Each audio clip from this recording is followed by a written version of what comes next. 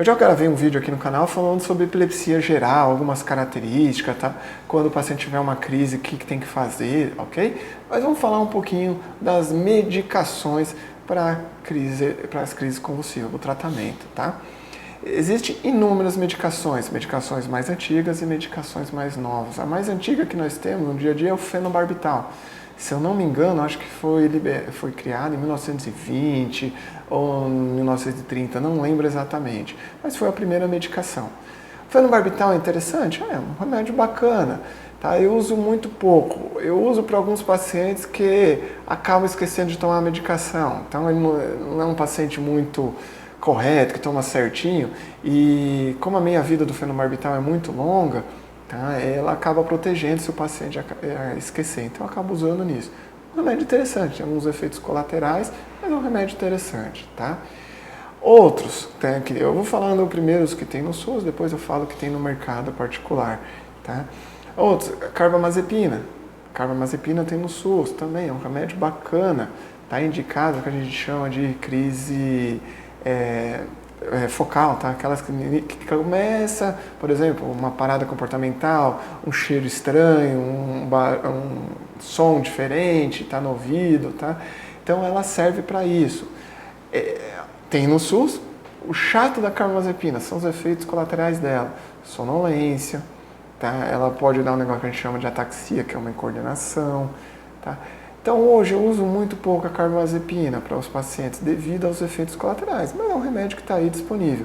A carbamazepina eu uso bastante para pacientes com dor neuropática. Tem vídeo no canal aqui, tem 2 falando nisso, tá? De neuralgia do trigêmeo e dor pós-herpética. Então, nesses casos, eu acabo usando a carbamazepina. Para a epilepsia, devido aos seus efeitos colaterais, eu acabo evitando, principalmente paciente jovem, né, que precisa trabalhar, precisa ter cabeça boa, então é mais complicado. A parente dela é a oxcarbazepina, que infelizmente não tem no SUS, tá? Mas é parecido a ação da carbamazepina com a oxcarbazepina. Tem um pouquinho menos de efeitos colaterais, tá? Mas também tem bastante. E o custo não é tão pequeno, tá? Dependendo da dose que o paciente for usar, ele vai ter um custo grande. Então, tomar cuidado com a oxcarbazepina, apesar de ser um remédio legal para alguns pacientes, ok? Mas é muito parecido com a carbamazepina, com menos efeitos colaterais, tá? Fenitoína. Fenitoína tem no SUS, também indicado para crise de início focal. A fenitoína é um remédio que ele é complicado. A faixa terapêutica dela é muito próxima da faixa tóxica, tá?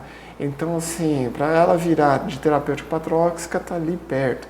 Então, a gente tem uma janela terapêutica muito pequena com a fenitoína. E tem uns efeitos colaterais meio chatos a longo prazo, tal como aumento da gengiva, hipertrofia gengival, que isso, entre aspas, é tranquilo. Faz uma cirurgia, tira aquele excesso de gengiva. Mas ela também, a longo prazo, pode diminuir o cerebelo, uma atrofia cerebelar, que aí, infelizmente, não tem muito o que fazer e pode dar sintomas. Então, não sei. Tem remédios mais novos, tá? Também pensando em quadro de início focal, temos o topiramato. O topiramato é um remédio legal, que ele atua de maneira diferente dos que eu acabei de falar, com exceção do fenobarbital. O fenobarbital ele atua num negócio que chama GABA, tá? Num receptor chamado GABA. Os outros são canais de sódio. O topiramato atua de maneira diferente, então ele é um remédio bacana. O chato do topiramato são os efeitos colaterais também, que ele pode deixar o raciocínio mais lento, tá? Isso é um dos que atrapalha muito o topiramato, deixar o raciocínio das pessoas mais lento. Ele aumenta o risco de cálculo renal, então aquele paciente que tem cálculo renal de repetição, o ideal é não tomar o topiramato, tá? Alguns pacientes que estão em sobrepeso, obesidade, querem perder peso, o topiramato ajuda, porque ele ele tira o gosto meio dos alimentos, tá? Então o paciente acaba comendo menos. Tinha uma paciente que era viciada em Coca-Cola. Depois que eu entrei com o topiramato para ela falou que não consegue tomar Coca-Cola porque ficou ruim o gosto. Foi fantástico. Não para Coca-Cola, para paciente sim, porque ela emagreceu, parou de ter dor de cabeça, tá? Que é outra indicação do topiramato. Uma das indicações do topiramato que eu já fiz vídeo também falando é para enxaqueca. É um dos melhores remédios que tem para enxaqueca crônica. Okay? Então, o topiramato é bacana nesse sentido também. Outras medicações Para crise mais generalizada, nós temos o ácido valproico. O ácido valproico é um remédio bacana, ele é mais antigo, mas é um remédio bacana também, tá? Ele é indicado tanto para crise de início focal quanto de início generalizado. O problema, de novo, são os efeitos colaterais do ácido valproico. Entre eles, não é legal dar para a mulher em fase de idade gestacional, principalmente se ela quiser engravidar, porque ele aumenta o risco de malformações. Tá? Além da malformação, aumenta o risco de autismo. Então a criança nasce perfeita, daqui 3, 4 anos começa a ter a característica do espectro autista. Então, assim, não é um remédio legal. Voltando um pouquinho, topiramato também. Tem trabalhos mostrando que o uso do topiramato aumenta o risco de autismo. Mas do topiramato parece ser dose dependente. Então, acima de 135 miligramas por dia, tá? Aumenta o risco. Agora, o ácido valproico nem tanto. E agora, no começo do ano, li um artigo também que me surpreendeu. O ácido valproico não só aumenta o risco de malformação quando a mulher toma, né, que vai gestar, quanto no homem também. Se o homem está tomando e engravida a mulher, parece que o ácido valproico passa no espermatozoide, aumentando o risco também de malformações e autismo. Então, assim, de novo, tomem cuidado, principalmente os colegas médicos, tá? Os futuros médicos aqui, na hora de prescrever o ácido valproico para quem quer engravidar. Pode dar esses problemas, tá? Eu uso muito ácido valproico para pacientes muito jovens, tá? Que não estão em fase fértil, que não querem engravidar e se controlam muito bem, ou mais idosos também, com algumas síndromes epiléticas específicas, tá? Para dor de cabeça também, enxaqueca, né? O ácido valproico também é indicado. Além disso, nós temos a lamotrigina. A lamotrigina é fantástico, é um remédio muito bacana. Ele atua também um pouquinho diferente, o mecanismo de ação dele, tá? E é indicado para quase todas as síndromes epiléticas, tá? Tanto de início focal quanto de início generalizado. Quase não, para todas, tá? Ele é um remédio bem bacana, ele ajuda muito. Ele, em alguns casos, como na epilepsia mioclônica juvenil, tem alguns relatos que falam que ele pode piorar as mioclonias, que são os choques, tá? Que é isso daqui que eu estou fazendo. Tá bom? Mas é um remédio fantástico, é um dos que mais eu uso é a lamotrigina. Por quê? Por exemplo, está em idade fértil? Pode tomar, não tem problema nenhum, ele é seguro, tá? Ele não interfere com outros remédios, que esse eu já vou comentar mais para frente também. Ele quase não tem efeitos colaterais. Alguns pacientes pode até dar, mas a maioria dos pacientes não tem efeito colateral com a lamotrigina. Tem no SUS. E graças a Deus, eu vou até bater na madeira, tá?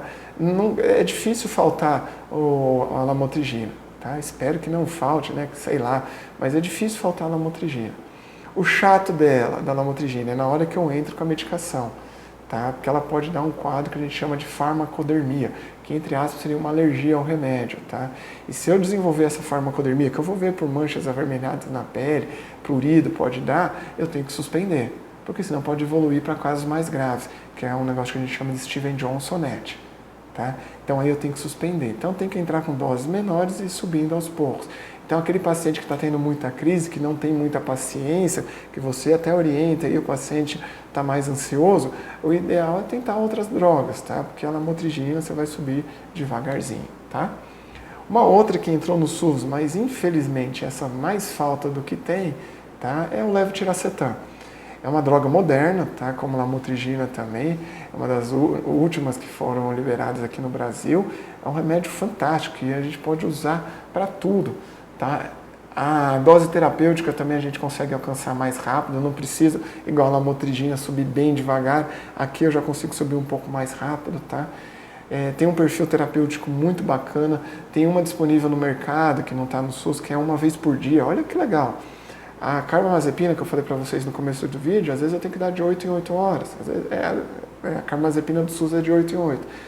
E agora eu tenho uma nova droga que é boa pra caramba e é uma vez por dia. Olha que legal.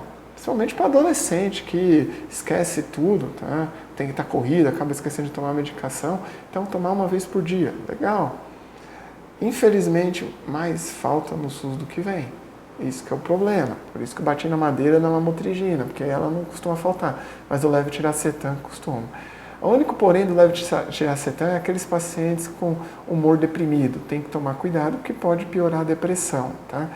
Fora isso, é um remédio muito bacana, tá? Um outro que a gente não tem no SUS, tá? Que é um remédio legal, só que o problema é o preço, é a lacosamida. A lacosamida ela é indicada para crise de início focal. É um remédio bacana, pouquíssimos efeitos colaterais. O principal efeito colateral é no bolso. Tá? Se você for para o original, ele vai pagar uma dose alta em torno de 800 a 900 reais por mês. É muita coisa, mas é um remédio bacana. Agora eu vou citar até um trabalho de um colega chamado Lécio Figueira, que é um médico neurologista que faz epilepsia, que publicou até recente esse trabalho agora, e é um cara fantástico, tanto como médico como pessoa. O Lécio é muito bom, aprendo muito com ele, com alguns vídeos que ele publica, tá? Aulas em congresso. Então é um cara, e tem um coração gigante, é um cara muito bacana mesmo. Tá? O Dr. Lécio Figueira, lá de São Paulo, que trabalha na USP. Ele publicou um trabalho falando sobre as drogas mais antigas e as drogas novas. Qual que é o porém das drogas antigas?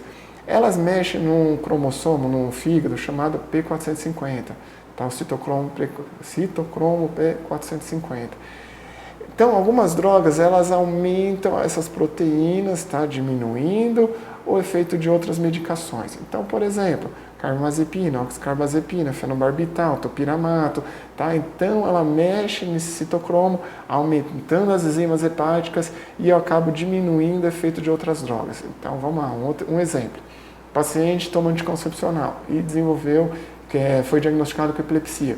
Se eu entrar com carbamazepina, a carbamazepina induz a produção de enzimas hepáticas que vai diminuir o efeito do anticoncepcional, aumentando o risco de gravidez. Algo que, por exemplo, a adolescente não queria, ou não estava planejando, ou mesmo a mulher adulta. Tá? Então, esse que é um grande problema dessas drogas mais antigas.